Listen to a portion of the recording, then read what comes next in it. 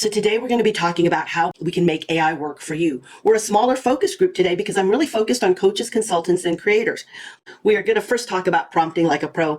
So what is prompting? If you don't know, that's how you actually form a question with AI. You formulate your question and you give it a directive. That's what prompting is, those specific instructions.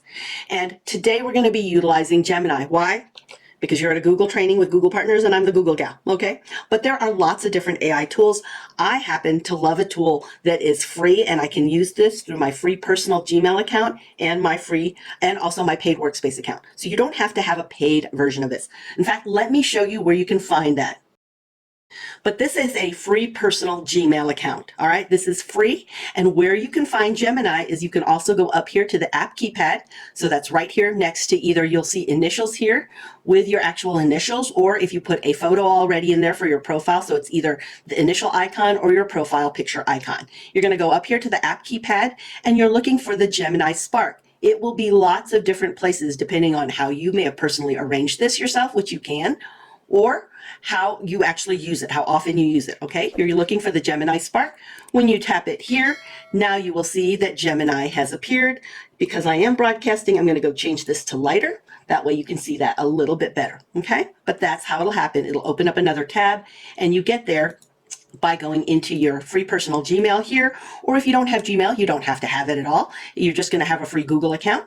And what you're going to do is instead of landing on this page for Gmail, you'll land on this page for your account.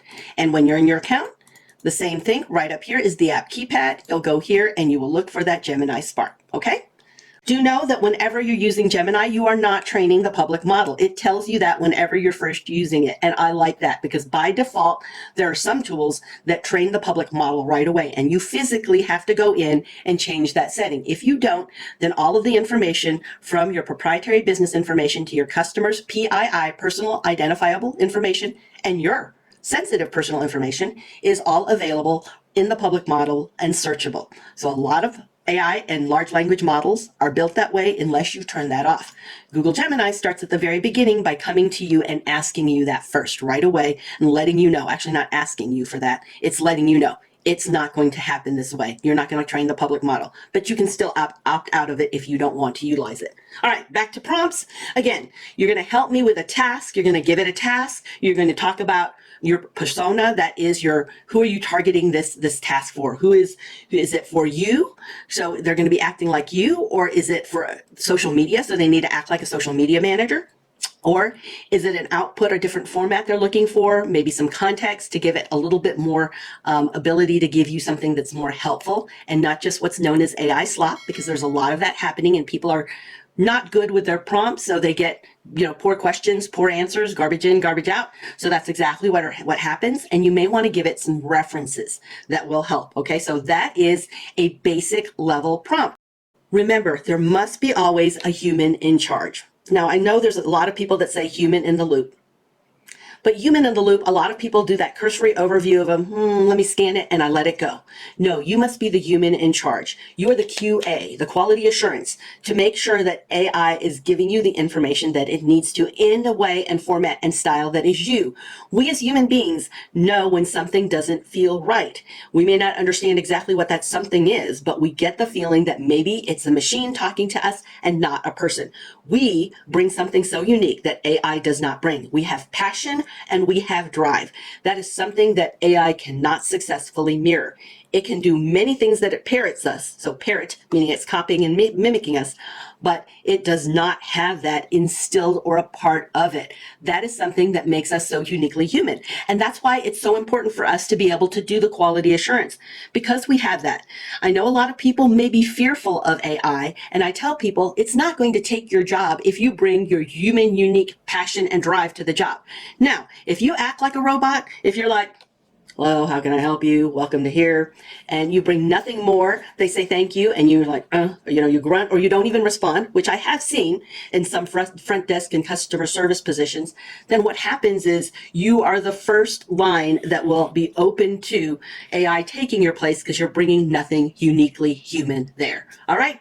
So now, as you're doing your prompt, you can iterate for better results. You can ask for more details, break it up. Okay. So let's say I'm a coach, right?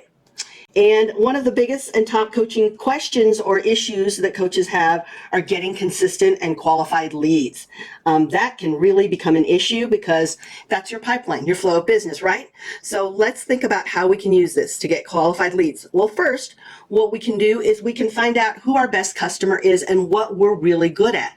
So what you could do here is you can plus in and add in. Remember what I said, it's got multimodality. So let's say you have a customer video that you've seen. So you want to understand what matters most to your best customers. You look at your top 5 customers and they have some videos that they've done maybe on YouTube. You can actually add those here and come up with a transcript. And you can ask AI to say, what are the top 3 things that these businesses or these customers have in common.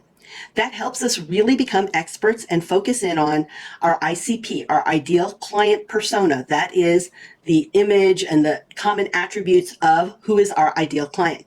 So we can do that.